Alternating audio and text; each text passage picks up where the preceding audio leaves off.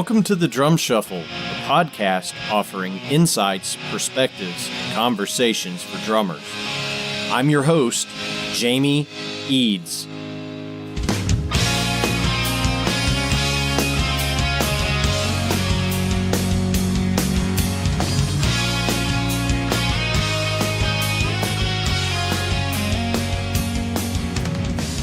What's up, everybody? Welcome to the Drum Shuffle. This is Jamie Eads joining you as always.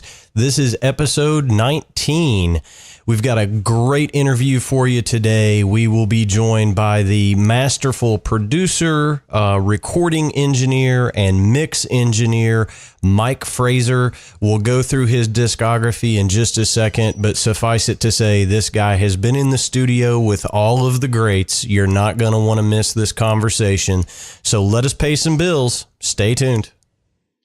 Los Cabos drumsticks may be the best kept secret from drummers today.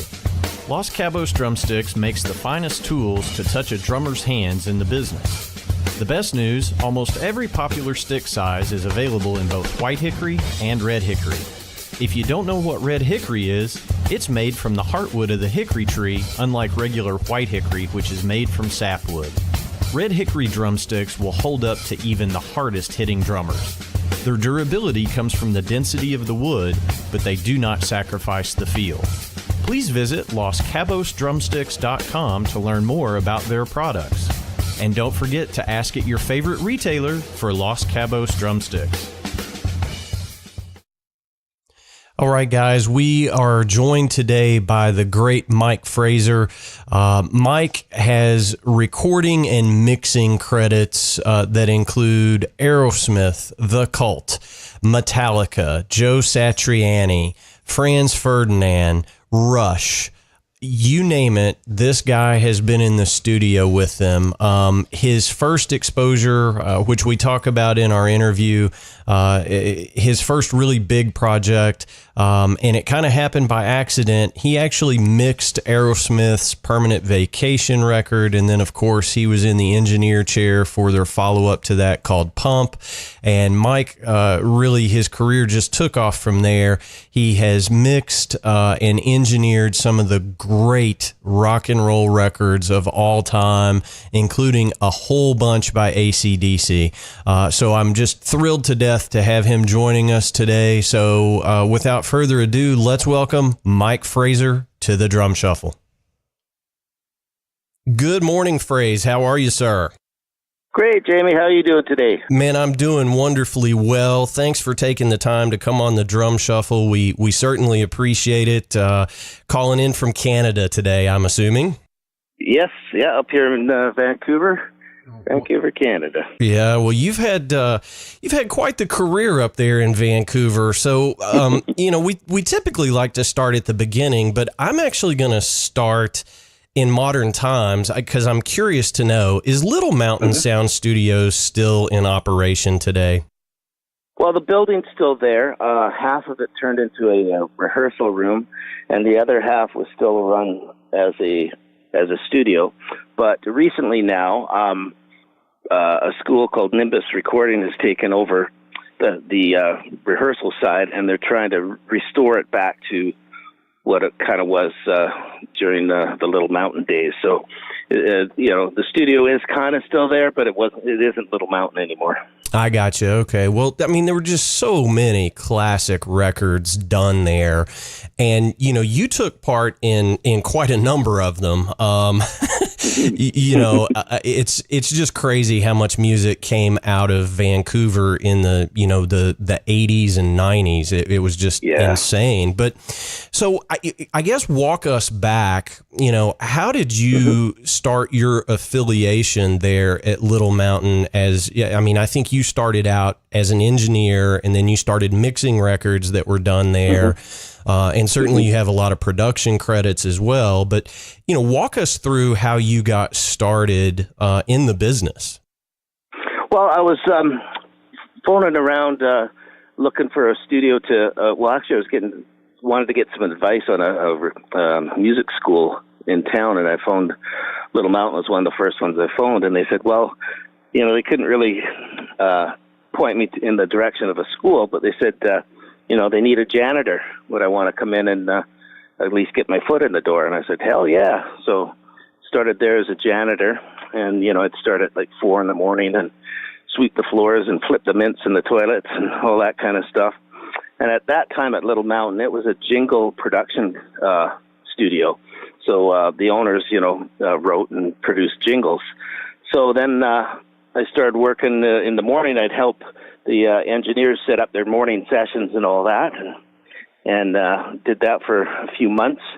And then at that time, Bob Rock was an assistant engineer there, and he was starting to engineer things. So he'd come in at night and record, a bunch of punk bands in the Vancouver scene here. So I asked him, I said, hey, do you need any hand? He goes, sure, if you want. So I'd stay there and work with him. So basically my day was 4 a.m, janitoring till 9, working on jingles till 6, and then helping Bob till about 2 a.m. on the punk bands. So wow. I was getting like 2 hours of sleep a day. So I grabbed a sleeping bag and I moved into the loading bay of the studio, and I lived there for about a year and a half, getting 2 hours sleep a day. That's sort of how I started. Well, I mean, that's insane, first of all, but yeah. So you literally started as a janitor there, kind of Yep. helping Bob Rock when he was first getting his foot in the door as a producer. Yep. Yeah, wow. exactly. Yeah. Wow. So that's kind of how it all started. And, I guess the biggest thing I learned then was, one, that we all love doing what we're doing, so the hours didn't mind, but it's work ethic, You work hard at something, you get rewards for it, Yeah, absolutely. Now, you're not a musician, correct? Correct, yeah. No, I couldn't play my way out of a wet paper bag. Well, and I think I heard a quote from you once that said, my instrument is an SSL mixing console. That's right. Which I think is a really cool way of looking at it. And just looking at your discography, it truly is a who's who of rock and roll. But one of the very first credits that you have on your discography is a band called Prism. And that goes, all the way back to 1980. And you did the mixing on it. And if I'm not mistaken, Bruce Fairbairn was actually in that band. Is that right? Yeah, Bruce started out, they used to have a horn section in the band when they first started out. And Bruce plays trumpet and cornet and stuff. And at one point, sometime in the 70s, they decided to go more of a sort of a rock vein and got rid of the horn section. So, in essence, Bruce was kind of out of the job. So he says, well, I'll produce you guys then. So, one of the first records I worked on was Prism, but I was an assistant engineer. I never mixed any of the Prism stuff. But so I worked on a Prism record. It was the first one Bruce produced, and the first one Bob Rock engineered. So that's how the three of us got together, and that sort of stemmed a lot of the beginning of all the big bands. Bruce was such an amazing producer, and Bob such an amazing engineer. That just kind of launched us. Sure. Off, Well, yeah. I mean, and I don't think the record is, I don't think you're credited on the record, but kind of the first just huge rock record that I remember coming out of Vancouver, out of Little Mountain Sound, was of course Bon Jovi's "Slippery When Wet." Yeah, that was a big one for sure. Right. And then I think all the other bands went, oh my God, we've got to go there and record. I mean, is that kind of how that happened? Kind of how it happened. I mean, what happened was, after a couple of the Prism records, they were a Vancouver band.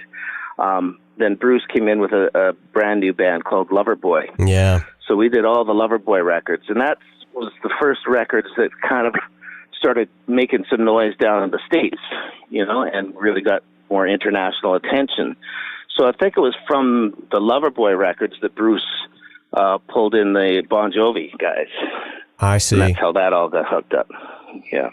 Well, and then, of course, around this time, there was a little band out of Boston that started having a resurgence because they did, a collaboration with Run DMC. And, of course, I'm talking about Aerosmith. And yeah. You know, those guys got clean and sober around that time, and they packed up and moved up to Vancouver to record a little record called Permanent Vacation. Right. And of course, you were the engineer on that record and mixed that record. So I've got to ask the dumb question. You know, obviously you'd already been working in the studio and doing some stuff, but here comes Aerosmith. Did you pinch yourself just a little bit sitting there at the tape machine going, man, I'm recording Aerosmith today? Oh, yeah, you bet. Well, on that record, Permanent Vacation, they came in, and I believe they were like 6 months sober when they started doing that record. And Bruce Fairbairn was producing it, and Bob Rock started off engineering it. So I remember the first day they loaded in all our gear, and Bob and I literally were looking at each other, pinching each other, going, I can't believe this. We're going to sit here and record Aerosmith. You know, it's just such a great moment. So we got into about a week's work of tracking the basic tracks. And at the time, Bob was in a band called the Paolas.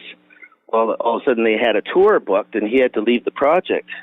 So Bruce says, okay, well, that's no problem. Mike can finish recording the record. So I moved up from being an assistant to recording the record. So we finished recording the record. It probably took us, 4 or 5 weeks. And one day Bruce had to go to New York for 3 days. And he says, okay, when I'm gone, he says, can you just do a really quick rough mix of all the songs so we can send a demo reel out to different guys and see if we can find somebody to mix the record. So we said, okay. So off he went. So next day I'm in there mixing the first song, and Stephen and Joe walk in, and they took a listen. They said, you're not really into this, are you? And I was crushed. I thought, they hate it, right? And they said, no. They said, you don't want to rough mix this stuff. You want to mix it. Let's do it. So when Bruce got back, we had 3 songs mixed. So he was mad that I didn't have the whole thing rough mix for him. And Steven says, no, Bruce. He says, just have a listen. So Bruce listened to the 3 mixes, and he says, well, I think we found our mixer. Wow. Okay. So that was a pivotal moment for me, for sure. So literally they had said, just kind of pull the faders up and get us a rough, and we're going to see if we can find a mix engineer that'll take it over. And, exactly. Oh, wow. How cool is that? I mean, yeah. So I went right from being the assistant on the record to now mixing the record. So that was a pretty cool moment. Well, I'd say, and, of course, their next record was Pump, done in the same place. And of course you engineered and mixed that. And, in an effort of full disclosure, back, 20 years ago when, the band I was playing in at the time, we were recording our first record, and we were doing it all ourselves. We used to watch the video, the making of Pump, like every night while we were tracking, right on. to see if we could pick up on any of the tricks of the trade, to make our record sound better, kind of thing. Right. And, you were featured quite a bit in that. I just can't imagine how cool it must be to be sitting there, with guys like Aerosmith, and they're recording these timeless records. I mean, I just, I can only imagine how cool that must be. It was totally amazing. And for me, the special thing on Pump was we built all those little musical interludes by scratch. Like, none of those are samples or anything. So, we'd get out there and on the hoodoo voodoo thing, Steve would be chanting, and we'd add claps and all these little noises and stuff. And on one of the songs, I forget which one it is now, it starts off with some orca whales. So we had a aquarium here in Vancouver, so we got permission to go down one morning before they opened, and with our little remote mics and everything, and they had the whale trainers out there, and they had the whales swimming by for us and doing their little squeals and squawks. So we recorded that, and that's what's on the record. So that was all cool little extra stuff, Yeah, I mean, really, it was fun. And probably one of the oddest overdubs you've ever done, I would say. Oh, yeah. Well, I mean, it's just so cool, these little behind the scenes stories of these records that are just, I keep using the word timeless because they really are. So from a drummer's perspective, you know, and we'll go through the discography as we get through the interview here, but from a drummer's perspective, let's just stay with the Aerosmith vein. On the Pump record, the drums sound just absolutely massive. I mean, was that, is it more of the room that you're getting those sounds, or was that all, Mike Fraser magic in the mix? Well, for me, there's not really a lot of magic getting a great drum sound. It is a little difficult, but for me, it all starts with the tuning of the drums. If they don't sound great on their own without room and reverb and all that kind of stuff, they're not going to sound great on the record. So you got to spend a lot of time and concentration on trying to keep the drums nice tuned the way you want them, Sure. And then at Little Mountain, that was kind of our big secret weapon, was the loading bay. So we'd set the drums up in the actual studio, and then there's a side door you could open into the loading bay. Well, we'd open that door and make some baffles and kind of tunnel the drum sound in there. And what that gives you is a nice big room, but it doesn't have all the splashy cymbals in it. So you can get the room not really loud without increasing the cymbal volume. So that was kind of the thing that made Little Mountain desirable in those days anyways, all the bands. Sure. The big room sounds. So you could really get that subsonic and low frequency roar that those records are known for. Yeah, exactly. Yeah. And, it's the drummer. Joey Kramer's, one of the best drummers I've worked with. I know him and Steven used to butt heads quite a lot because Steven started out as a drummer. I'm not sure if you knew that. Oh, yeah. So Steven's a drummer himself, so him and Joey would have a few head-butting moments. But, I tell you, Joey's, his timekeeping and all that is second to none. He was amazing. So, not only you have to tune the drums good, they have to be hit properly, too, to get a good sound. Well, yeah, right. And that just comes with years and years of playing, for sure. Yeah. Well, speaking of great drummers, another record that is on your discography, and it's one of my all-time favorite bands, you worked on Sonic Temple by The Cult. Mm-hmm. And if I'm not mistaken, that was Mr. Matt Sorum that provided the drums on that record, correct? Actually, no. Oh. It was Matt played live with them for a number of years, but on that record and quite a few records we'd get him in, as a studio musician, was Mickey Curry. Oh, from Bryan Adams' band. Yeah. Really? He's a monster. He was great. I did not know that, but yeah, I don't even know if that's credited on there. I think it is. Well, I would have to pull out my record to see. I mean, I just remember seeing Matt with them live in that era, you know. Yeah. But that was really, the Cult's coming out party in the United States, for sure, Mm-hmm. And I think it took them from, just kind of I hate to use the word, but an esoteric band from England, to being in the mainstream. And I'm pretty sure they opened up for Metallica on that tour, and it got them in front of just tons and tons of people. But that's another record that sonically, pun fully intended, just sounds incredible. Oh yeah, thanks. Well, again, and then with Mickey drumming on it, he can really tune his drums well and hits them really well. Plus, he was great. You don't only have to play him the song once or twice, and he knew exactly what he wanted to do, and he'd do what he wanted to do in the song. Sometimes Bob Rock, as the producer, or the band would say, "Oh, can we try something like this?" And okay, cool, and he'd adapt and do what people wanted. But you'd mostly just let Mickey have his head and just let him do his thing. So, sure. Well, yeah, if you've got a great player behind the kit, you just kind of turn them loose and see what comes out, Exactly. Yeah. I don't imagine too many people told John Bonham what to be playing. Well, I would say you're probably correct. And if you did tell him what to play, you might have a fight on your hands, right? I mean, that's right.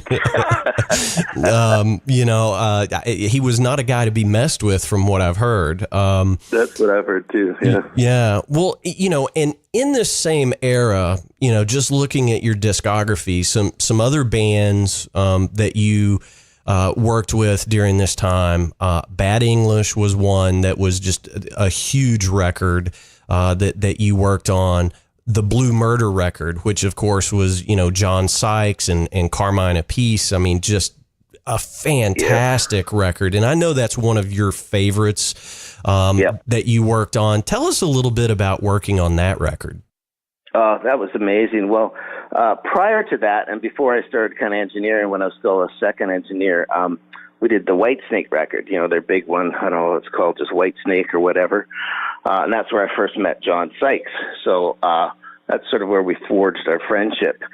Now, fast forward a number of years, and he had put this band together, and he wanted me and Bob to work on it. So away we went, and, what a three-piece, though. John and Carmine and who's Tony Franklin on bass? Tony Franklin, yeah. Oh, yeah. So that was one of the funnest records I've ever worked on. It was just a blast. Well, and, of course, Tony Franklin was in the Firm, I think, with Paul Rogers, and he's kind of known for his fretless bass playing. Was most of that record done on a fretless bass? Yeah, it was that's all he plays is fretless. Oh, okay. So he never switches. No. An amazing sound. Well, yeah. I mean, sonically, that's going to make any trio sound fatter just by, the fact that it's a fretless bass. But that's one of those records that, especially my crowd, drummers, everybody knows Carmine, obviously. And I would say a lot of musicians had that record because it was just an amazing musical record, but sonically, when you put it on, it just rips your head off. Oh man, what a job! Big. Yeah.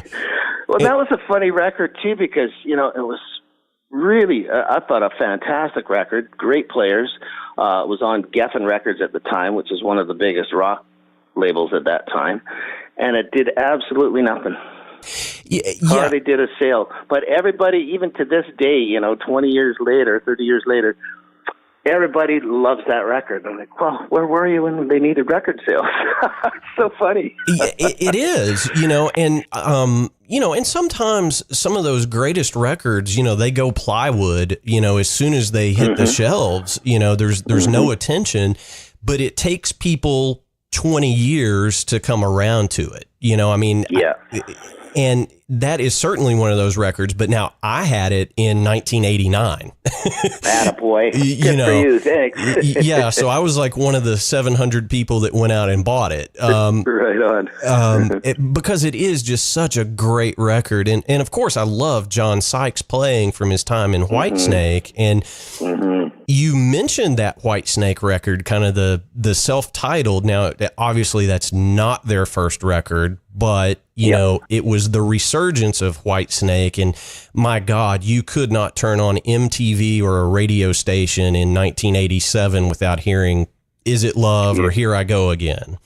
Yeah, exactly. Yeah, that was a great record. Right, and a lot of people, say, "Oh my God, Tommy Aldridge was so great on that record." But it was actually Ainsley Dunbar that did most of the drum tracks on that record, correct? Ainsley did all the drum tracks on that record.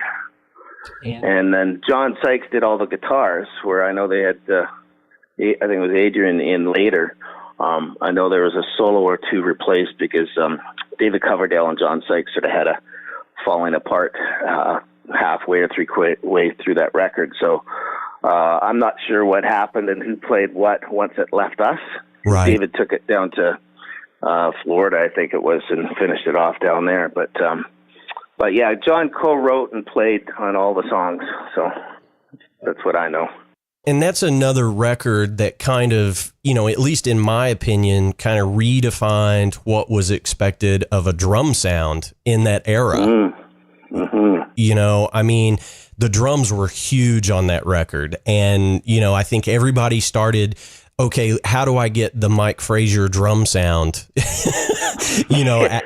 after that. So it's kind of cool to hear some of that behind the scenes of the loading dock and how you guys were getting those big sounds. That's just amazing to me. It's good to hear. Thanks. Yeah. Well, and I think you're probably best known for your incredible work that you did with AC/DC over the years. You were on, some of those really, really big records that they put out in that era, starting with the Razor's Edge. And that's right. I would be remiss if we didn't talk about Thunderstruck, because, that was just one of those songs. And I've heard some of these stories before, but tell us a little bit about Thunderstruck and what you remember about tracking that song. Well, what happened on that record was their brother George Young had started the record, I believe, in a studio in Ireland somewhere. And either he got sick or a family member got sick, and he had to pull out of working on it.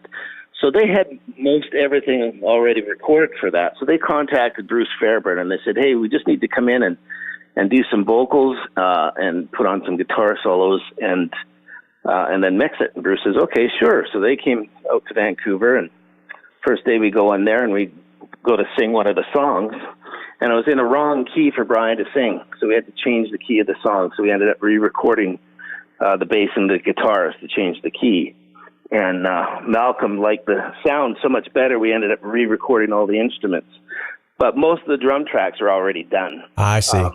We did record, and at that time it was Chris Slade was playing with them. Right. And we did record, I believe, 2 or maybe 3 songs on that record. I think Love Bomb was one, and maybe Mistress for Christmas or something was another one. So I didn't record the drums on Thunderstruck, but we added to them.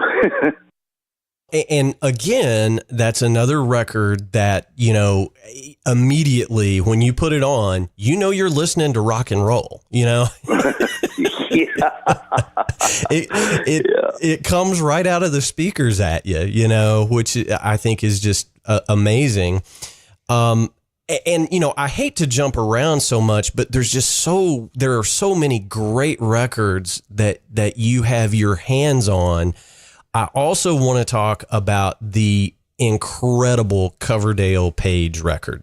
Now, this was early 90s, and, Led Zeppelin hadn't been doing a whole lot of stuff. You hadn't heard from Jimmy Page in a while, and he and David Coverdale got together and did a record. And of course, I think the drummer on that was the great Denny Carmicey. And you are actually, I think, a co-producer on that record. You engineered it and mixed it. Tell us a little bit about that. Now, I know you had to pinch yourself to say, oh man, here's Jimmy Page. Oh, hell yeah. Well, I think the connection on that one was, number one, Geffen, because I've done the main guy at Geffen there was a guy named John Kolodner, so I'd done all the Aerosmith stuff and Blue Murder and a bunch of that, so that was the connection. Also, David and I had worked together on the Whitesnake stuff. So they said, hey, you want to meet up with Jimmy Page? And I'm like, oh, are you kidding? Right. No, I don't have any time for Jimmy Page today. Yeah. Right. Yeah, not today, sorry. Right. So we had a nice meeting. Jimmy and I just connected right away, and that Coverdale Page record was great. We recorded all the drum tracks and most of the stuff in Vancouver, and then we went down to Florida because David likes to sing down there with the sort of the warmer weather and all that. And Jimmy at that time I think had a house down there, so we went down to Miami, and I think we were in Miami for like 9 months. Oh wow! And then we when we got everything done.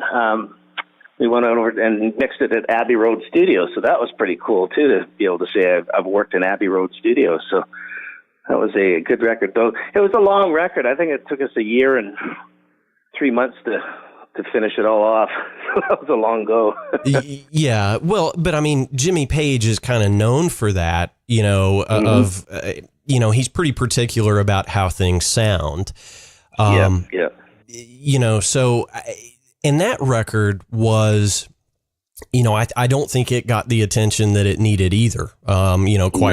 Quite honestly, because it is just absolutely fantastic. Just so much good stuff on there. And, I know that, Eddie Trunk, who is, Mr. Hard Rock. I listen to his show on Sirius every now and then, and you were on his show not too long ago, but he had David Coverdale on, and David said, I've actually been talking to Jimmy about maybe doing another record. Oh, wow. Yeah, well, so you say, oh, wow. My next question was going to be, do you have the scoop on that? Or are you? No, I haven't talked to either of them in a while. Okay. So, yeah. Well, I mean, I would be kind of surprised, because David's still kind of doing his Whitesnake thing. And, none of us has gotten any younger, so I'd be surprised if they did, because then they'd have to tour it. And that was one of the reasons the Coverdale Page record didn't do anything, is because there's some conflicts with trying to get them together for touring. So if you don't have a tour, you get nothing to promote the record with. So that's sort of what happened there. Yeah, well, I mean, I wish they would do something else, because some of the material that came out of that was just so great, And, I certainly hope that you're involved if that does come to fruition, for sure. You and me both. That'd be fun. Yeah, for sure. And, moving through your discography, a couple of other records that you were involved with, and I have to get this out because there's just so many Metallica fans out there. You were involved in both the Load record and the Reload record. And that was, of course, everybody knows Bob Rock produced the so-called Black Album that sold, 4 bazillion copies. I mean, it was just, everybody owned that record, right? Yeah, exactly. And then, Metallica kind of, they changed their look for sure. And I remember everybody said, oh my God, they've sold out, they cut their hair, all that stuff. But those were 2 really good records. Yeah. And, I've read stories where, Bob gets a lot of the blame for the change in Metallica, and my time with them, it's all the band. It's what they want to do. And Bob was there to help facilitate what they wanted to do, So, even though you're the producer, you don't make the record as a producer that you want. You make the record that the band wants, and that's your kind of main job. So, but I really like those records. I was asked to come in. Bob Rock produced it, and a friend of mine named Randy Staub was the engineer. And they were mixing the record. And what it started out, they were going to put out a double record. So they got me to come in to help Randy mix, because they wanted to usually mix a song in a day, and they wanted to spend like 4 and 5 days per song. So on a double record, it would have taken them months to mix. So they had me come in. So I was in one studio in New York, and Randy was across the street in another studio, and we kind of double duty like that. So about halfway through the mixing process, they said, let's just put it out in 2 halves, called one load and one reload. And that's what they did. So it started out as a double record. Okay. So, well, I mean, that makes a lot of sense. Again, those are, really good records, and they sound incredible, obviously. So it's kind of cool to hear some of that behind the scenes that, they're taking forever on the mix and then decide, okay, well, we've got half of it done. Let's put it out, kind of thing. Yeah, exactly. Yeah. But I thought there's some cool songs. Like, I'm for sure a fan of the old Metallica and the more sort of metal part of them. But I like their progression into, well, let's try this. And they weren't afraid to try anything. I wasn't involved in the St. Anger, but you hear a lot of people complaining about that, and again, it's kind of the band's experiment. Well, let's try this. Okay, that didn't work, Right. But I like a band that keeps trying to experiment instead of just, well, let's just play the same old song again, So Absolutely. And, I think that brings up a really good point. You mentioned Saint Anger, obviously you weren't involved in that, or the snare drum would have sounded better. Well, no, see, I just disagree because, Bob Ross engineered some amazing sounding records, and that, again, is what the band wanted it to be. Right. Yeah, well, so, yeah, I mean, even if I was involved, that would still sound like that because that's what the band wanted. So. Right. Well, I kid because, amongst us drummers, that is like one of the most derided snare sounds in the history of recorded music, so I mean, it's almost infamous now. It really is. I mean, and that joke, it never gets old. It really doesn't. And right. I've heard Lars say, "Look, it's what we did on that record. It wasn't like, oh, let's make the snare obnoxious. It was like it was just where it fit in the mix, which I found pretty interesting. Well, another record that was really big in my playlist, and I think it's one of the best albums from this era from this band, was the Van Halen Balance record. Mm-hmm. And I know that you were responsible for the mix on that one. Sonically, and again, Van Halen made a change. They parted ways with David Lee Roth. They brought in Sammy Hagar, and this has been talked about a lot. It became more, I guess, keyboard driven at that time. They had started kind of making that shift, with the last record with David Lee Roth. But the Balance record, is, I think it's when they became fully realized as not a heavy metal band anymore. It was still heavy rock, don't get me wrong, but the songs on there and sonically, it was made for radio in my mind. It just sounded so good. Yeah, probably they steered a little bit more towards the pop side of music than the heaviness of the music, for sure. Exactly. What do you remember about that record? Was that kind of a conscious decision from the brothers and Sammy to do something that was more pop oriented, or is it just the way it came out?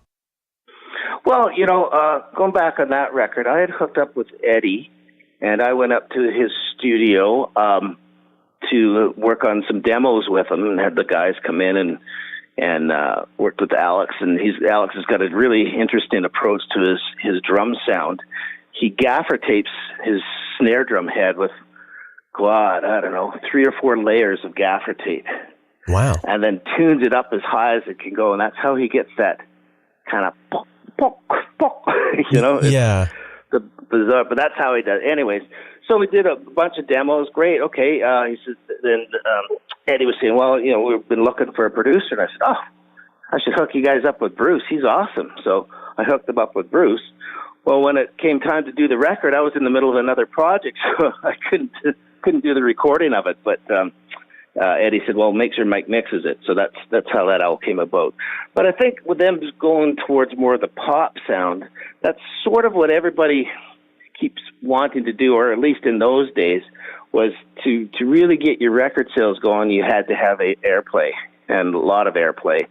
So you had to kind of, I wouldn't say water things down, but, major radio stations would not play heavy rock. So you had to kind of, put more keyboards and stuff. So I think they never said anything, but I think that was sort of their thought. And at the same time, Eddie's sort of main, or at some time prior to that, his main guitar head had blew up and he couldn't get it fixed. So he was experimenting with different guitar amps and stuff, and he came with his nice wide stereo chorusy sound, which he had liked. And then he's quite a good keyboard player, so he started writing and playing more stuff on keyboard. So that's sort of how that happened, Yeah. So I mean, it was kind of a natural progression, and it happened, kind of thing. Yep, exactly. Yeah. Well, and again, your discography is just so incredible. I'm assuming that the relationships built with with Sammy during this time kind of led to your work. And obviously you've done a lot of Joe Satriani records. I'm assuming that led to the Chicken Foot stuff and and working with those guys on that project. Yeah, well, it didn't hurt. I mean, the Chicken Foot stuff came more out of my relationship with Joe.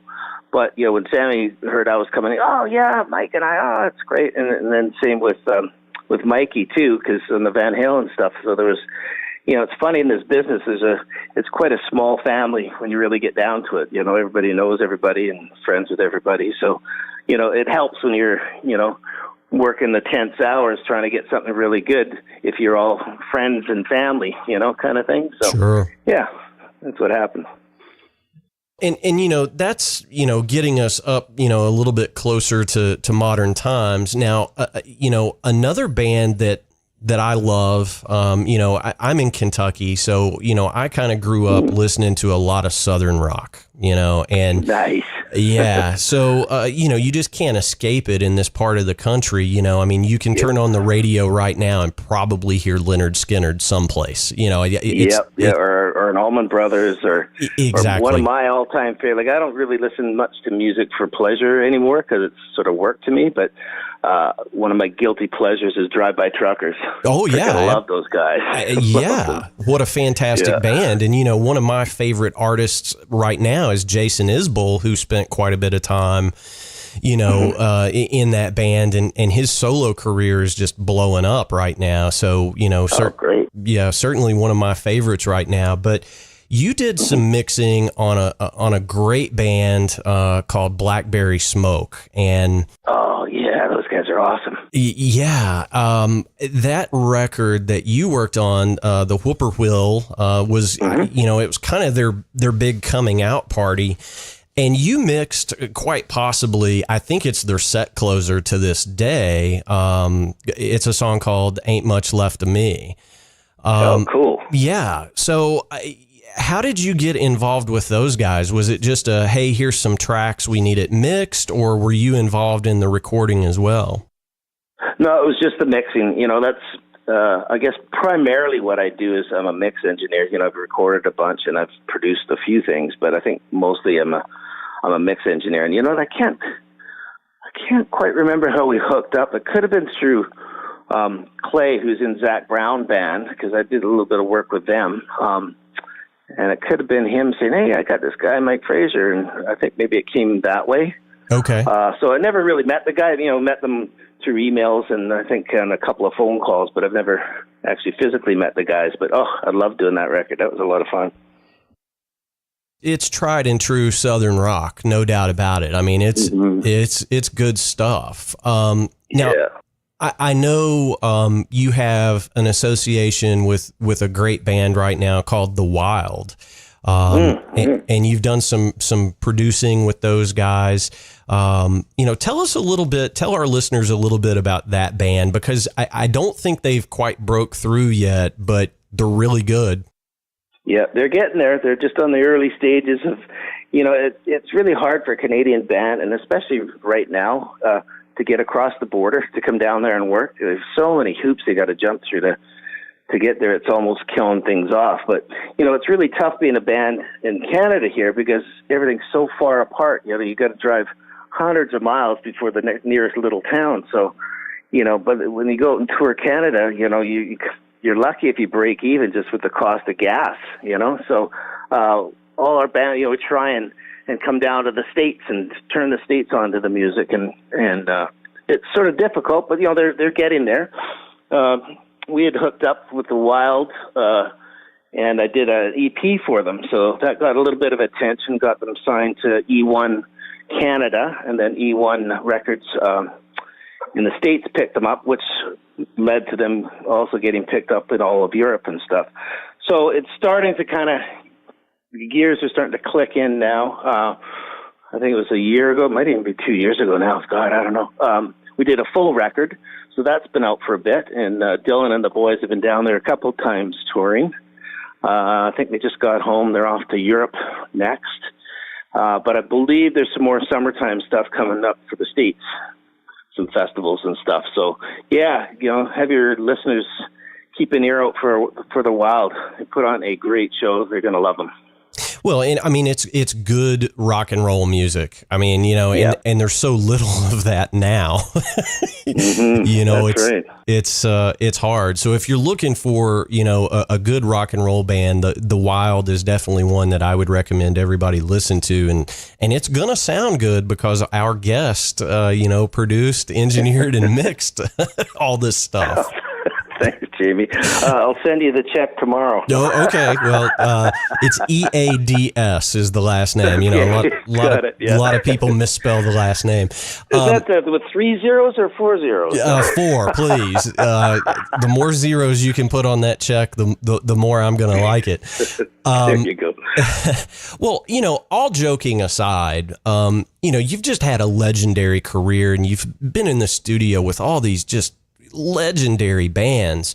Give us a good piece of advice. Now, most of my listeners are obviously going to be drummers because, most of our guests are drummers.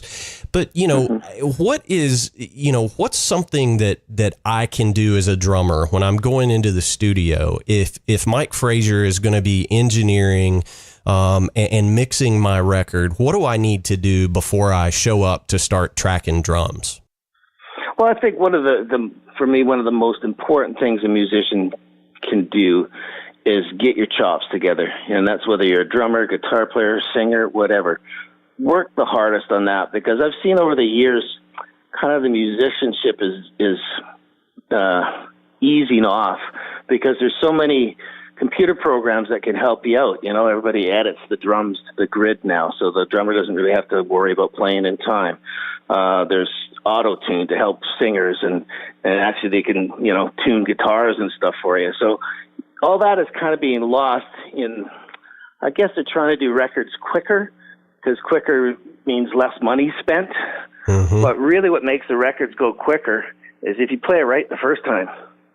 Yeah. And when you're playing live as a band, all the little timing wanderings doesn't really matter if you guys are locked. My main point in case would be AC/DC.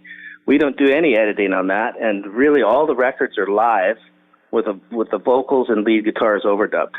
So, you can really cook and sound great as a band if all your chops are together. So that's kind of the main thing. And, I know practice is boring, but that's what really lifts you above the average player. Get good at it. Yeah, and it's what makes great records. Yeah, exactly. Well, so that leads me to kind of another line of questioning. I mean, you've been involved since the days of, splicing tape, when you were recording to, 8-track, half-inch or 3/4-inch tape. And if you did do any editing, it was with a razor blade, right? I mean, that's right. Which I think is a lost art form. I mean, heck, you can't even find reel-to-reel tape anymore, hardly. Or splicing tape. Say, do you have any splicing tape? You kind of get this deer in the headlights look. Exactly. So as technology has changed, with Pro Tools and all the stuff, do you... I know it makes your job easier with the automation in Pro Tools and all those things, but do you, as a professional engineer and mix engineer, do you wish it would go back to the old way, or is there good and bad from both? I think there's good and bad from both, because these sort of modern conveniences were invented because of, when you really, you think back in the analog days, it's the glory days and that, but when you really think back there, it was a lot of work, and it was a pain in the ass, and, the band would finally get a track done. Okay, we've got to do some editing. Well, sometimes it would take you 8 to 16 hours to chop tape before they could play again, and it's a real vibe killer, So these things came out, but I think people are too heavy-handed with it. Just because you can grid the drums doesn't mean you should. Right. So, like a good producer will be, no, don't touch it. Just leave it. Okay, that little bit, going into the first chorus is way too rushed. Okay, let's edit something in there that's not so rushed. Instead of trying to move each individual kick and snare to slow it down and fiddle the cymbals so that you don't hear the edits in the rooms and all that, just cut in a piece that was right. Or if it was not, overdub the drum, just do a little snippet, and make it right, and then put that in. So be a little more light-handed on the technology. Use it as a tool, but not as a crutch. Hey, you're preaching to the choir here. I I do a lot of session work, and when I go in, I am prepared to play with a click. You have to be in this day and age. And I did a country record a few years ago, a couple years back. And when we went in, it was just a duo. When we went in, we wanted to do everything to the click. That's what the artist wanted. I want everything in perfect time. And so we tracked a couple of songs that, to a click, everything was snapped to the grid. And I said, let's try that last song without it. Let's just see what happens. And the artist was like, oh man, that sounds better. If you listen to, you mentioned John Bonham earlier. If you try to snap some of those classic Zeppelin songs to a grid, he's all over the place. Yep. Charlie Watts, all over the place, and all those classic Stone songs. So I'm guessing some of these classic records that you worked on, those guys aren't playing to a click, right? A lot of them, no. There's some drummers, like Mickey Curry is really good at playing to a click, but it's almost like he listens sort of half to it, and it's to keep him in the zone. But, like when you're looking, say, in Pro Tools on where his kick and snare hitting versus the click, he's pretty on it. But, going into a fill, he'll speed up a bit, or a chorus, he'll speed the chorus up. So his kick and snare are just ahead of the click, and then when the verse comes, they slide back just behind the click. So that's what gives you the feeling of excitement in the chorus. But he could do it in a way that you're not feeling it pick up and slow down. And that's why, when you're doing a record, like in the old days, a lot of the records were a lot of live, because you're now playing live with a guy. So if he's speeding up, you're speeding up with him.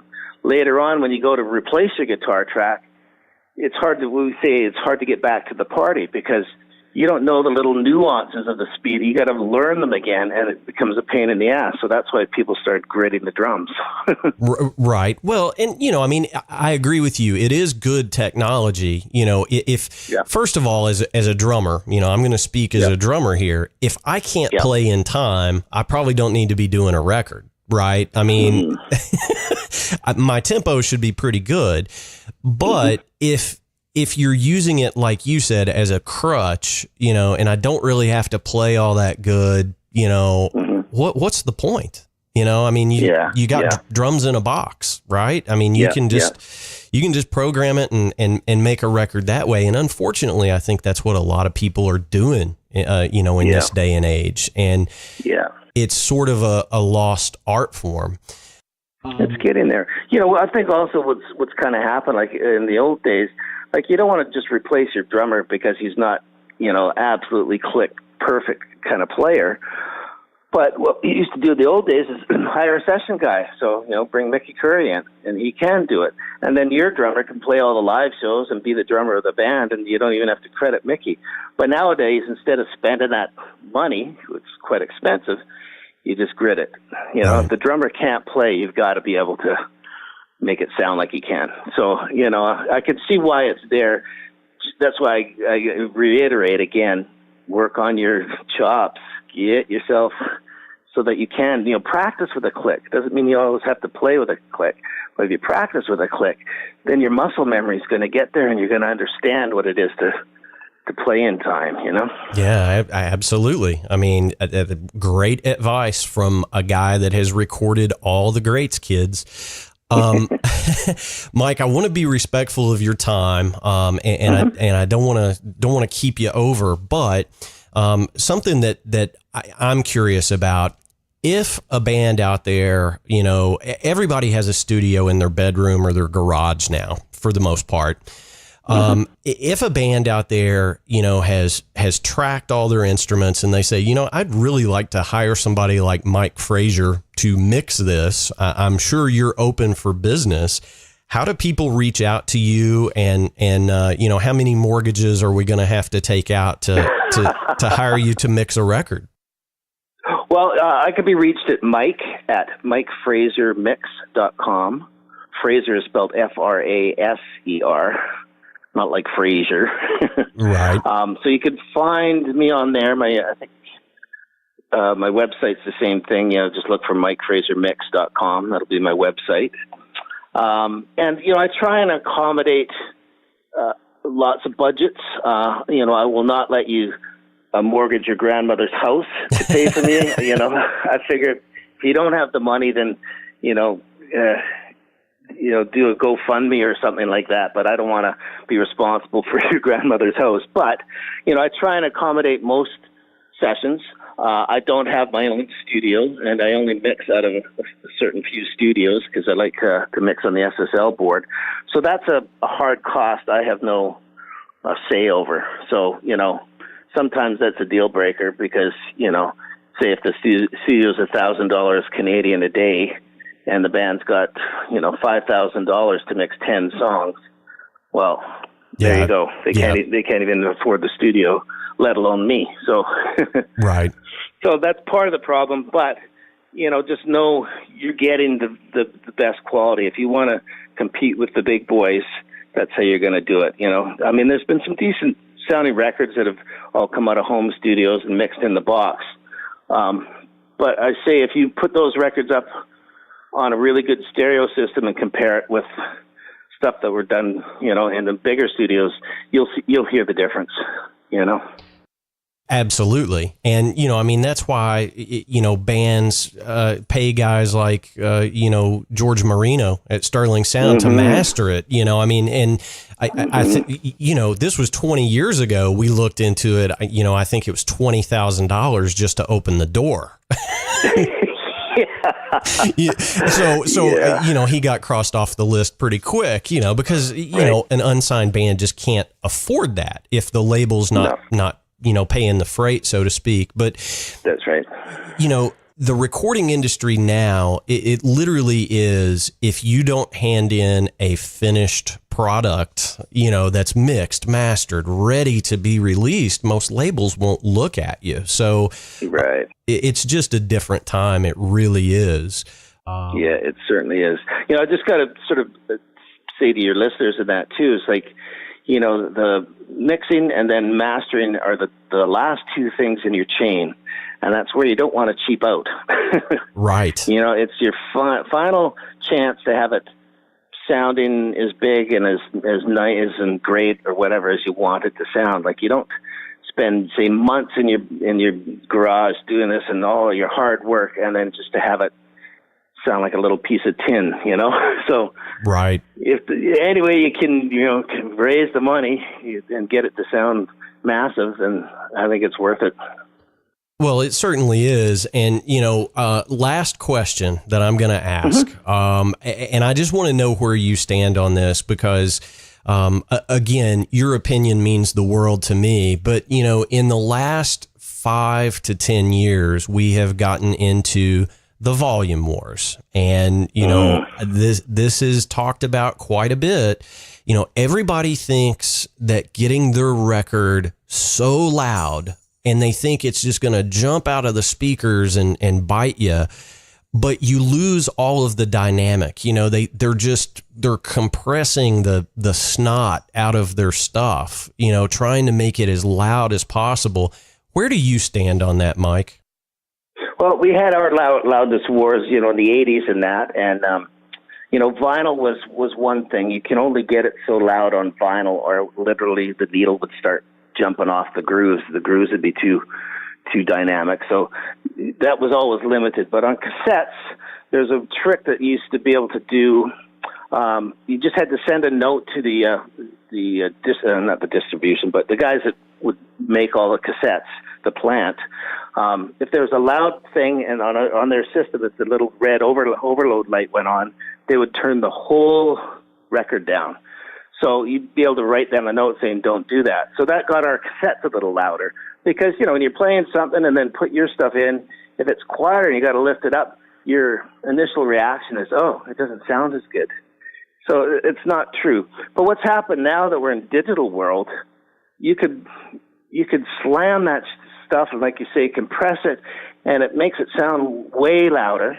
But that's because on your phone or on your laptop and all your little things you're playing it on, that translates as sounding better. But when you put it on a proper stereo system, which hardly anybody does anymore, let's be honest, right, it would sound like crap.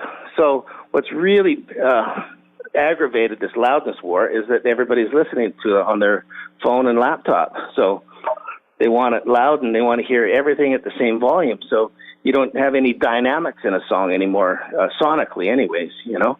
The hi-hat counting in the intro is the same volume as the big chorus. So it just confuses me why people like that. But well, it confuses me as well. And you know, I don't want to bore you with, you know, podcast technical stuff, but, you know, when I mix down a show, there is, a standard delivery for podcast. It's negative 16 LUFS, you know, so I mix everything to negative 16 LUFS. But when a band is recording, the way that I grew up and learned is every time you track a song and you get a mix together, you know, listen to it in your car, listen to it on a cheap boombox, listen to it on your home stereo, listen to it on your MP3 player, your computer, whatever.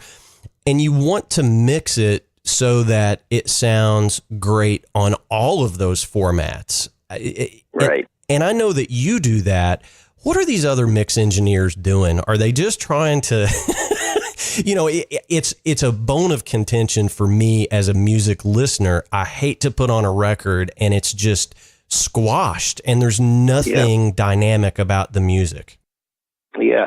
It's frustrating for me too. You know, I hear a lot of other guys' stuff and I guess that's sort of the norm that everybody's trying to hit, but they want it to sound like it's on the radio. So when they send their mix to the A&R guy at the label, he puts it in his, you know, computer or his phone, wherever he's listening it on, and it's got to sound like it's on the radio. And that, you know, we all knew when we mixed our songs and it got to radio would really change it with the heavy compression. Well, people now are addicted to that, so they want to hear that heavy compression even before it's on the radio. So, you know, and it's funny, like, well, it seems like the radio stations in my area anyways have changed their EQ and compression to make these over-compressed things sound, you know, better.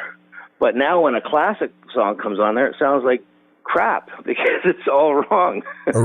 Right. Well, I mean, the FM radio stations, you know, and we could talk about this for an hour and a half, but, you know, they spend millions of dollars for exciters and compressors and, you know, and they're trying to broadcast that out, you know, 100 miles or whatever. I think, you know, I wish that you could mix everything. I'll just say that because Thank you. when I put on something that you've had your hands on, it's going to sound right. It's going to sound the way it should sound. And unfortunately, you know, you said it earlier. I'm not trying to date you, but you said none of us are getting any younger. And that's very true. I just hope that you're passing on your knowledge to the younger generation of engineers and mix guys so that we can have some decent sounding music for years to come. I certainly hope so. You know, I know, and I can't really name names. I've forgotten them, but, you know, I have a lot of guys that assisted me over the years are now up and quite big engineering producer guys. So, you know, it makes me feel proud. It's almost like, you know, seeing one of my sons or something taking on the family business and doing good, you know. So, you know, I hope they do. You know, I sort of hope that home theaters or home stereos anyways make a bit of more of a comeback. I know vinyl's coming back, so there's got to be some kind of turntable home system that people are buying now. And, you know, it's great to have it on your phone or on your computer because you could be mobile with all your MP3s. But I tell you, do you ever have a chance to balance the levels of MP3 to even a CD so that, you know, they're all both at the same volumes and then compare them? You'd be shocked at how lousy an MP3 sounds.